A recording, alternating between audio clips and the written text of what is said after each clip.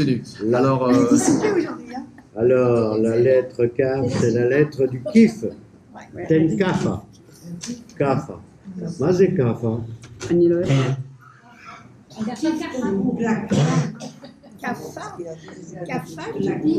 Tête kafa. Kafa. Mazé la tête kafa. C'est C'est la tête kafa. Lama notim kafa.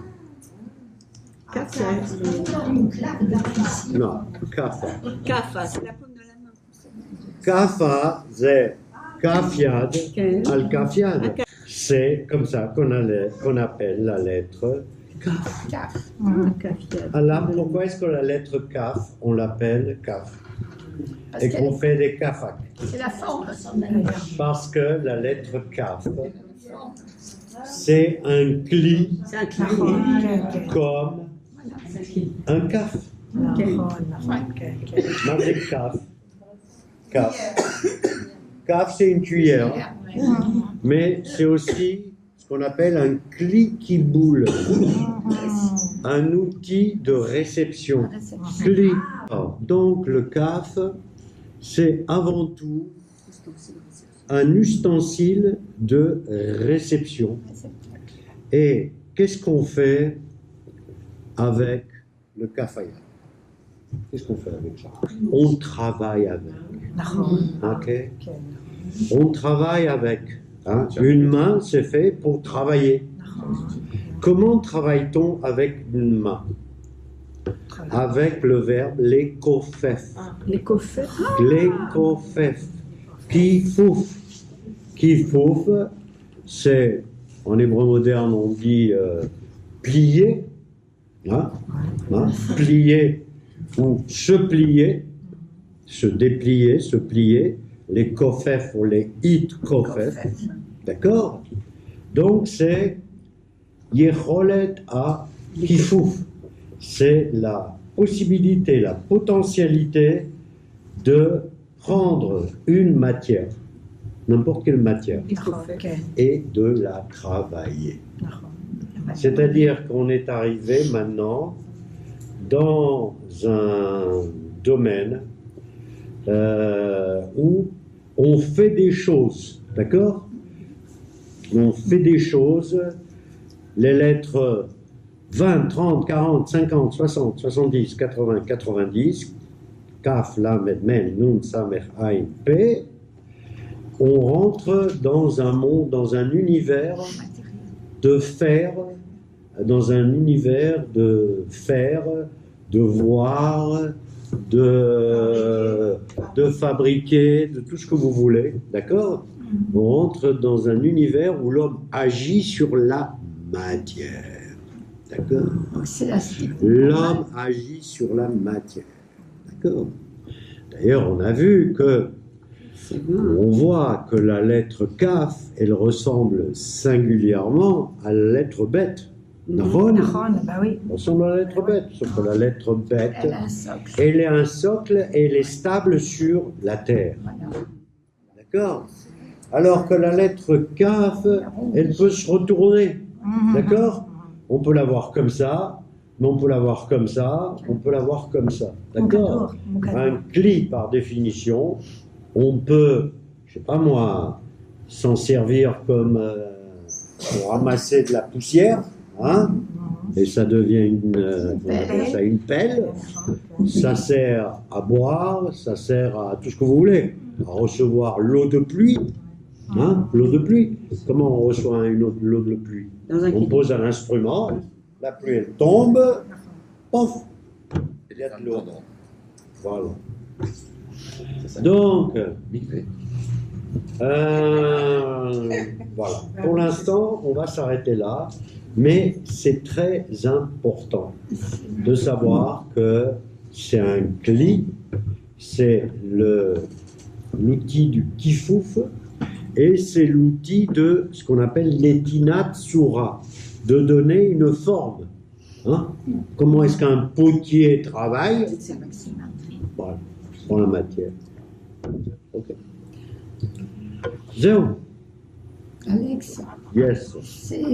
c'est la suite normale après que Dieu ait formé le monde et tout. C'est la suite normale. Absolument, excellente remarque, j'aurais dû le dire. C'est que Bereshit bara avec un bête, au début, il y a l'acte de création. Mais la création de quelque chose, d'une glaise informe, informe. Bereshit bara et hashamayim et haaretz, et on dit haaretz eta tohu vavo. La terre, elle était n'importe comment. Hein? Donc l'homme vient et avec son kafiad, il prend la glaise, il prend la matière et il la travaille. C'est surtout ça, d'après moi, dont il faut se souvenir. D'ailleurs, Kaf, la valeur numérique, c'est pas, et bête, c'est 2. Donc on est dans des domaines d'une grande proximité. Alors, Az Aot Kaf, Mekofefet et Chomer, elle plie, elle travaille la matière, Vekovat et Tsurato, et détermine sa forme. Hein? Avec une main et de la glaise, je peux fabriquer, je ne sais pas moi, un vase, je peux faire une statue. Je peux fabriquer une statue. D'accord? Bien fait. Alors, il y a, j'ai envie de passer tout de suite à quelque chose qui me semble très important, qui peut sembler chouli, sembler mineur ou un détail. Moi, je suis chouli, c'est très important. Hein? Chouli, par exemple, on dit choulaim. Qu'est-ce que c'est choulaim? Marge. Les marges, absolument. C'est les marges d'une page. Donc une page à l'intérieur, c'est écrit, et choulaim, c'est pas écrit. Donc par définition, c'est mineur, c'est sans intérêt. C'est chouli, mais vu que nous sommes aussi dans un cours d'hébreu, ça ne me paraît pas chouli. Rav Zamir, dans sa grande chokhma, s'adresse à tous ceux qui ont l'habitude de faire des fautes d'orthographe. C'est important, je suis d'accord. Et il nous donne des règles d'écriture qui ne sont absolument pas les règles d'écriture que l'on apprend à l'Ulpan. D'accord?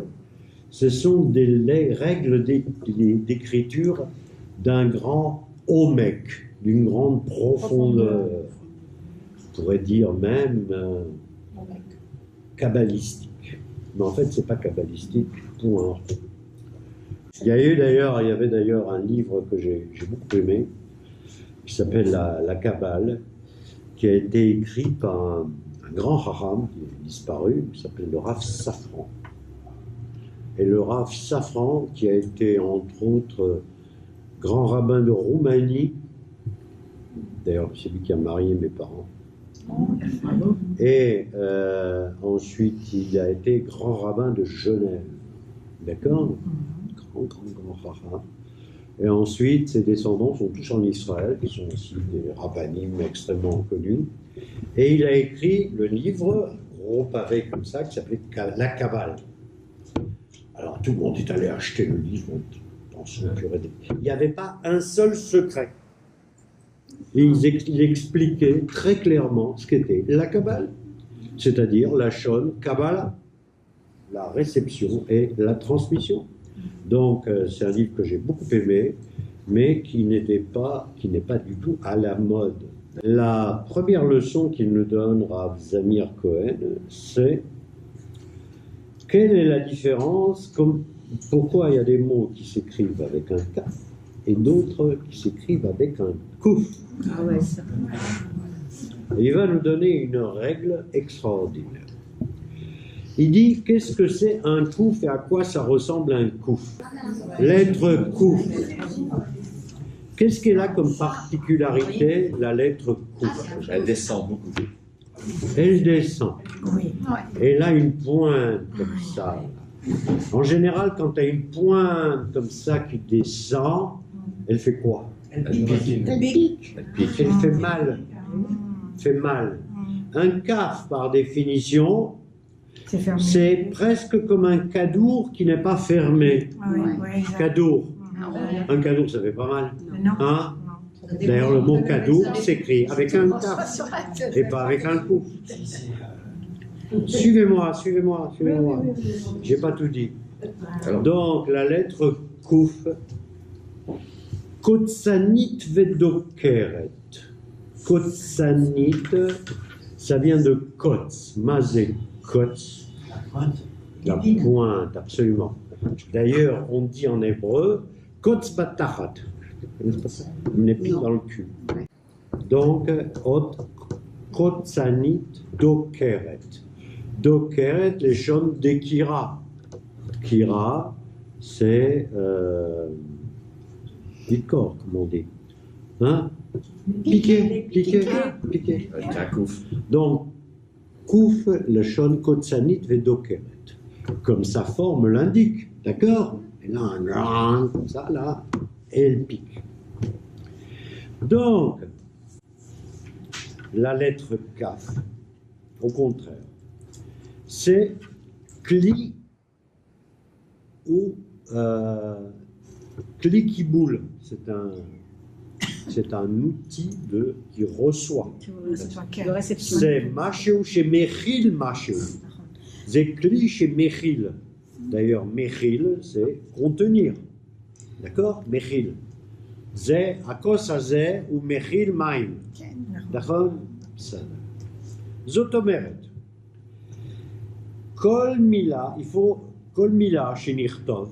Tout mot qu'on va écrire avec un kaf ou avec un kouf, et dans la mesure où on hésite entre les deux, eh bien on essaiera de penser si elle appartient à la famille de ce qui est un réceptacle gentil et doux, sans aspérité, et kouf, c'est tout ce qui a des aspérités.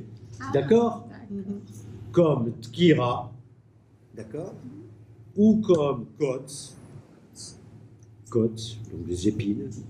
Ou par exemple comme Kipod. C'est quoi un Kipod? Un hérisson. Un hérisson, par définition, Alors attends, le hérisson, c'est avec un Porte les piques. bah évidemment un couf, parce qu'il pique. Bien sûr, Je vais oui. vous donner la règle. La règle, c'est tout ce qui pique. Kotsani Vedoker. Kotsani, qui a un kotz, qui a une pointe, doker, qui pique. Un hérisson, par définition, qui pode, il pique. D'accord? Par exemple, Mazrek, Zrika. Zrika, la pique. Et il a un kof. Zrika, la piqûre. Keren, regarde. Pour l'instant, j'explique les règles. Keren. Qu'est-ce que c'est Keren? On dit par exemple Keren Or. Hein? Keren Or. Moshe, il avait Keren Or. C'est un rayon. Un rayon, par définition, c'est quelque chose de long. D'accord? Qui pique. Donc, un kouf. Avec un pouf aussi. Bah oui, Ok? À l'inverse. c'est intéressant comme façon de se Ouais. rappeler. Voilà, c'est pour ça que je vous en parle. Bah ouais, Là, ouais. t'as raison. Kaf, Kapit, Kos, Kad. Qu'est-ce que c'est un Kad? Une cruche. Kadim.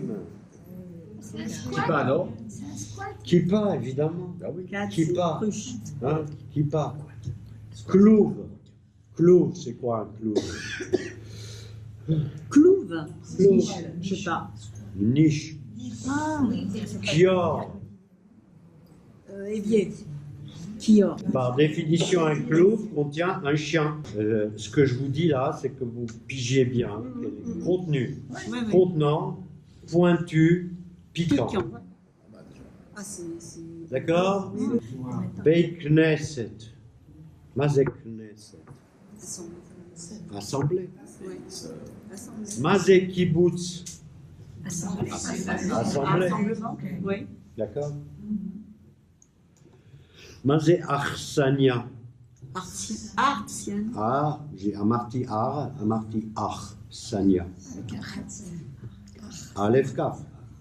Achsania. Achsania, c'est une auberge. Une auberge, par définition, c'est ça rassemble.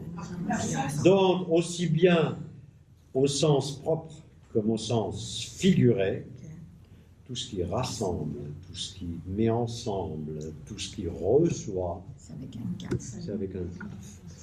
Tout ce qui pique, tout ce qui fait mal, tout ce qui est pointu, c'est avec un coup. Kippa, mazé kippa. Kippa, par définition, il n'y a rien de plus proche entre un kaf, une cuillère, capite, et une kippa. Hein? C'est exactement le même sens. Hein? Le chapeau, ça se dit comment? Kova. Kova. Kova, c'est avec un kaf. Oui, Kova. Bien. Alors, on continue. Toujours kaf et kouf.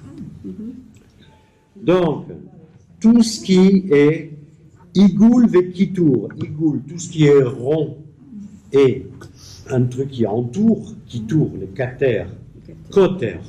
D'accord? Qu'est-ce que c'est coter? Coter, c'est le diamètre. Coter. Tout ce qui est rond, à Gaulle, c'est avec un kaf. D'accord?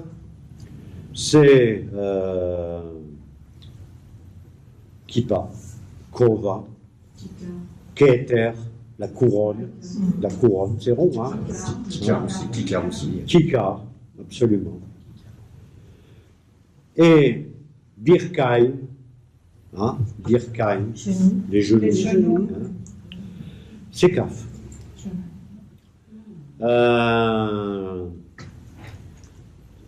Tous les mots comme,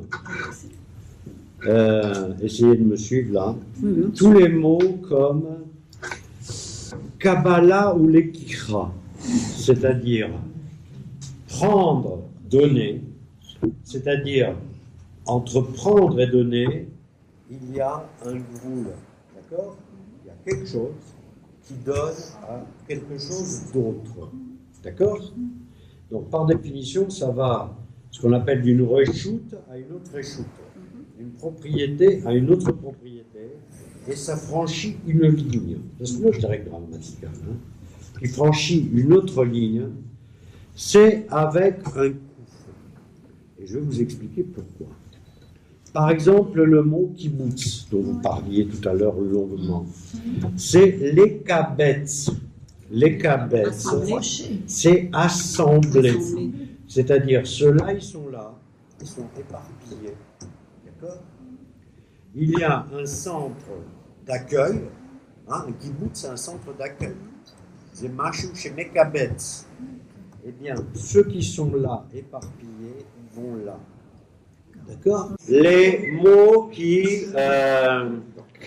chodrot veovrot, les mots, les lettres qui rentrent et qui ovrot vechodrot, c'est-à-dire qui passent et qui rentrent dans. Essayez de penser toujours à la notion de keren, d'accord? Keren, qui va de là à là. De là à là. Donc, de là à avec là. un pouf. D'accord? Tout ça, c'est avec un pouf. Ouais. Par définition, les bons hommes qui sont ici, là, d'ailleurs, qu'est-ce qu'on dit par exemple? On dit kibbutz galuyot. Pourquoi kibbutz galuyot? Parce qu'il y avait beaucoup de galuyot, d'accord? Un peu ici, un peu là, un peu au Portugal, un peu en Argentine, un peu ceci, etc. Et em it kaptsu les machom echad. Ils se sont rassemblés dans un seul lieu. C'est-à-dire de là, ils sont passés à là. Donc il y a la notion de D'ailleurs, en parenthèse, lorsque tu fais ce geste, la lettre Kouf, c'est exactement ce que tu fais. Hein. Il y a Absolument. Alors, je vais vous donner un meilleur exemple, peut-être qui vous conviendra. C'est Lichtov. Lichtov. Lichtov, Perot, Minaetz. Ah, Perot, c'est les fous. Lichtov, non, c'est ma Perot. Perot et Malaetz. Non, Lichtov, c'est ramasser, arracher. Donc, par définition, les Perrottes, elles sont là. On va les rassembler. Je les rassemble les mettre dans un et panier. je les mets dans un cadre qui est avec un caf. D'accord? Enfin, le cataf, c'est-à-dire, je suis allé les chercher et je les ai amenés d'une réchoute à une autre réchoute. C'est-à-dire, ils étaient sur l'arbre, désormais seront dans le vase. D'accord? Dans le sens. Je rentre aussi ça. Par exemple, les mots kamtsan et kaptsan. Kamtsan, c'est quoi kamtsan? Radin. Un radin. Et kaptsan, c'est quoi? Kaptsan, c'est un mendiant. Il tend la main. Kaptsan et kamtsan. Kamtsan, c'est un radin, avec même. Donc, par définition, il veut que tout soit chez lui. Kamsan. Non, Kamsan, c'est radin. Kab. Et Kab. Kaptsan, c'est un mendiant. Un mendiant. Donc, c'est quelqu'un à qui on donne de là et qui reçoit là. Là. Il ne tend pas la main, mais en attendant, ce qui est chez l'autre va chez lui. D'accord? Ça, c'est avec un coup. C'est la notion de transfert. Ce que je dis. Passer d'une réchoute, d'une autorité à une autre autorité. Hein, quand tu donnes un shekel à quelqu'un qui est là, ce shekel il était chez toi, désormais il est chez lui. Donc c'est un transfert. D'accord? Donc ça, ce sont des règles quelque part un peu philosophiques. D'accord? Un peu mythique, un peu mystique, un peu machin, etc.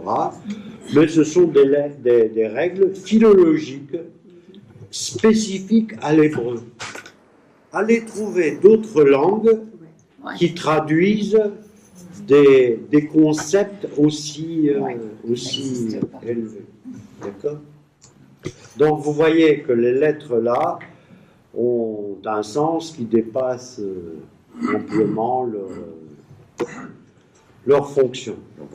Alors maintenant, on va dire un mot sur la différence qu'il y a entre la lettre Aleph et la lettre Ain.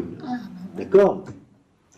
Alors, évidemment, ceux qui savent bien prononcer, les Yéménites et co, déjà quand ils le disent, on l'entend. Alors, la lettre Aleph et la lettre Ain. Il y a un rapport de carte. Non, on a oublié le. On a parlé de lettres grammaticales. J'aurais pu m'arrêter à Kaf et à Kouf.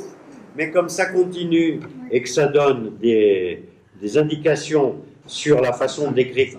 Est-ce que j'écris Aleph ou est-ce que j'écris Ain? Je suis un peu embêté. Alors, je vais vous donner déjà une règle grammaticale qui ne figure pas ici, parce qu'elle n'a rien de philosophique, celle-là. C'est, si vous voulez savoir dans un verbe s'il s'écrit avec un Aleph ou un Ain, vous prenez un exemple.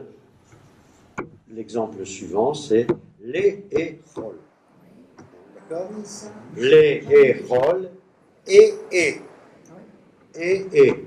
Quand c'est et, c'est toujours Aleph.